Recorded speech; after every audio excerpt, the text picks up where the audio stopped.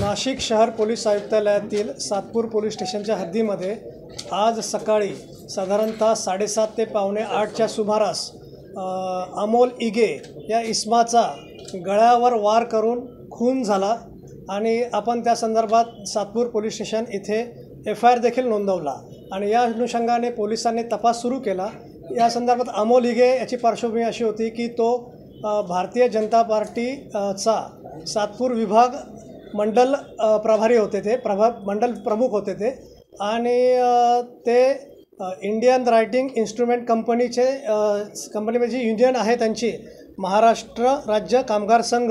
याचे देखील ते पदाधिकारी होते। त्यामुळे पोलिसांनी सखोल तपास सुरू केला आणि या गुन्हा दाखल करून आरोपीला गुन्हा दाखल व्हायच्या 7 ते 8 तासाच्या आतमध्येच आपण आरोपीला ताब्यात घेतलेलं आहे। या संदर्भात सुरुवातीला असं वाटलं होतं की हे पॉलिटिकल आहे किंवा इतर काही प्रकार आहे का, पण यामध्ये प्राथमिक चौकशी केली असता असं दिसून आलेलं आहे की हे युनियनच्या वादातून झालेलं आहे। अमोल इगे एका कंपनीच्या युनियनचे पदाधिकारी होते आणि त्या प्रायव्हेट कंपनीच्या